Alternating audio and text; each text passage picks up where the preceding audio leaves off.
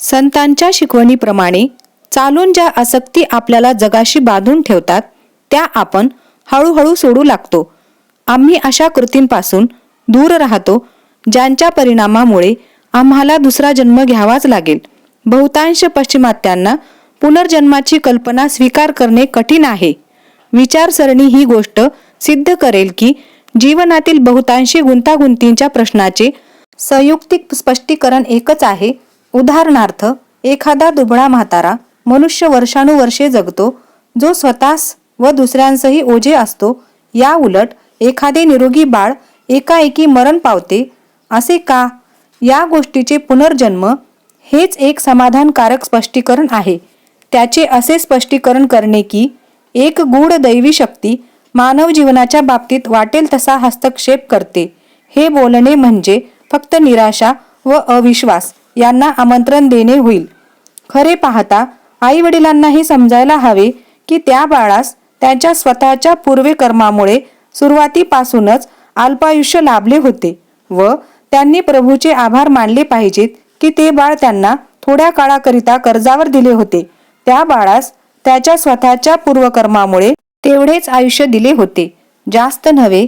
तो काळ संपल्यामुळे त्याला परत जावे लागले. त्याचे लहानसे जीवन म्हणजे आयुष्यकर्माच्या नाटकातले फक्त एक दृश्य होते.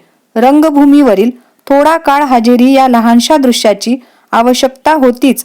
ती आईवडिलांच्या जीवनातीलही एक उपकथा होती. जेव्हा आईवडील व बाळ यांच्या पूर्वकर्मांच्या परिणामांची परतफेड झाली तेव्हा मुलास तेथे जास्त वेळ राहण्याची आवश्यकता राहिली नाही. जसे एकदा का आपली भूमिका संपली की नटासही रंगभूमीवर थांबण्याची गरज नसते. परत काही लोक या जीवनात किती भयंकर दुबळेपणी प्रवेश करतात तर दुसरीकडे दिसायला कमी योग्यतेचे पण ते सौभाग्याच्या कुशीत जन्म घेतात. काही मुलांना अतोनात बुद्धी असते तर काही अगदी मूर्ख. असे का? काही जणांची गुन्हेगारी प्रवृत्ती असते तर काहींना निर्मळता, न्याय व प्रेम या प्रवृत्तींनी जगात प्रवेश करतात. असे का? अशा तऱ्हेचे शेकडो प्रश्न आपल्याला सतावतात, पण त्यांचे दुसरे काही उत्तर नसून एवढेच की तो आपल्या पूर्वकर्मांचा थेट परिणाम होता ज्यामुळे आपल्याला दुसरा जन्म घ्यावा लागला. पूर्वकर्मांचा परिणाम म्हणून प्रत्येक जण स्वतःचा आखलेल्या निश्चित कार्यक्रमानुसार येत असतो. तो कार्यक्रम त्याला करावाच लागतो. या कार्यक्रमाचा शेवटचा अंक संपला की ते दृश्य संपते. अंत होतो तो व्हावाच लागतो. तथापि अंत तोवर होऊ शकत नाही जोवर आयुष्याचा शेवटचा अंक वठून झालेला नाही. मग तो पुढील जीवनात जातो. तेथे देखील त्याचे भविष्य त्याच्या स्वतःच्या मिळकतीवर अवलंबून असते. अशा तऱ्हेने प्रत्येक व्यक्ती आपला वेळ काळरूपी महान कॅलेंडरमध्ये त्या त्या ठिकाणी व्यतीत करीत असते. त्या नीरस परिपाठांचा अंत एकाच गोष्टीमुळे होऊ शकतो, तो म्हणजे सच्चा विद्यमान सद्गुरूंशी भेट. जेव्हा मानवास ही संधी मिळते ती त्याने केलेल्या चांगल्या गतकर्मांचा परिणाम म्हणून. याचा अर्थ असा की त्याच्या दीर्घ आयुष्यक्रमाच्या अवस्थांतरांची वेळ आली आहे. त्याची सुटका आता लवकरच होणार आहे. काही कृतींचे अनुषंगिक परिणाम साधारण असतात, काहींचे अनुषंगिक परिणाम महत्त्वाचे असतात. काही वेळा एखाद्या कृतीचा अनुषंगिक परिणाम एवढ्या मोठ्या प्रमाणात असेल की तो एका जीवनकाळात भोगून संपणार नाही. मग अशा कर्मांचा संपूर्ण परिणाम भोगण्याकरिता त्या मानवास परत जन्म घ्यावा लागतो. उदाहरणार्थ, एक व्यक्ती मुद्दाम दुसऱ्याच्या डोळ्यांमध्ये ऍसिड टाकते व त्यास अंध बनविते. ज्याने ऍसिड टाकले त्यास त्याच्या कर्मांचे परिणाम भोगण्यास परत जन्म घ्यावा लागेलच, परंतु ती कृती मुद्दाम हानिकारक होती म्हणून अटळ परिणाम काही दुर्दैवी अनुभव होऊ शकेल किंवा तो मनुष्य स्वतः अंध म्हणूनही जन्माला येऊ शकेल. हा कडक न्याय आहे. जे त्या व्यक्तीने केले होते त्याचा थेट परिणाम आपल्या कर्मांच्या परिणामापासून, मग ती कर्मे कितीही गुप्तपणे केलेली असोत, आपली सुटका नाही. केव्हा तरी सर्व कर्मांचे परिणाम कर्म करणाऱ्यास भोगावे लागतातच. जर आपण कोणत्या निश्चित परिस्थितीत जन्म घेतला असेल तर तो काही लहरी नशीब वा निर्हेतुक पूर्वसंकल्पित नसतो. तो जन्म म्हणजे भूतकाळात आम्ही काय केले होते त्याचा थेट परिणाम आहे. त्याचप्रमाणे जे काही आपण पुढे व्हायचे आहे ते आपण आता जे काही करत आहोत त्याचा थेट परिणाम असेल.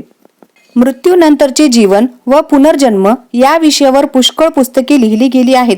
पुष्कळ लोक डॉक्टरांच्या व मानसशास्त्रांच्या अशा संशोधनाशी परिचित आहेत जे संशोधन त्यांनी अशा रुग्णांवर केले आहे जे रुग्ण चिकित्सा करीत असतात. मृत म्हणून घोषित केले गेले व ते रुग्ण पुन्हा जिवंत झाले व त्यांनी आपले अनुभव सांगितले, त्यावर केले आहे. काही मानसशास्त्रज्ञ त्यांनी मोहनिद्रेवर संशोधन केले आहे. त्यांना दिसून आले आहे की जेव्हा रुग्णांना गर्भात जायला सांगितले जाते तेव्हा बरेचदा ते त्याही मागे जाऊन त्याच्या अगोदरच्या जन्मापर्यंत जातात. जगभरात अशी पुष्कळशी उदाहरणे आहेत ज्यात लोकांना आपले आधीचे जन्म आठवतात वा ज्यांच्याकडे लहानपणीचे असे काही विशिष्ट गुण वा कौशल्य असतात जे शिकायला सामान्य जनास आयुष्यभराचा काळ लागेल. जेव्हा व्यक्तीस मृत्यू येतो तेव्हा आत्म्यास वेगवेगळ्या तऱ्हेचे अनुभव येऊ शकतात. या पृथ्वीवर जन्म घेणे हा त्यापैकी एकच आहे. पुनर्जन्म याचा अर्थ आत्म्यास मागील जन्मात केलेल्या आपल्या कर्मांचा हिशेब देण्यास या चेतनेच्या पातळीवर पुन्हा परत यावे लागते. पुनर्जन्म वा मृत्यूनंतरचे जीवन यांचे अस्तित्व आहे किंवा नाही याचा पुरावा देणे हा आमचा हेतू नाही. या विषयावर पुष्कळ माहिती उपलब्ध आहे, म्हणून श्रोते हो, त्यावर स्वतः संशोधन करावे. संतांच्या शिकवणीच्या बाकी विषयाप्रमाणे या बाबतीतही अंधश्रद्धेची आवश्यकता नाही. शिकवणीच्या प्रत्येक बाबतीत पूर्ण माहिती काढावी व हा विषयही त्यात अंतर्भूत आहे. पुनर्जन्माच्या विषयामुळे त्रास होऊ नये. संतांच्या शिकवणीचा फायदा घेण्यासाठी पुनर्जन्मावर वा मृत्यूनंतरच्या जीवनावर विश्वास ठेवण्याची आवश्यकता नाही.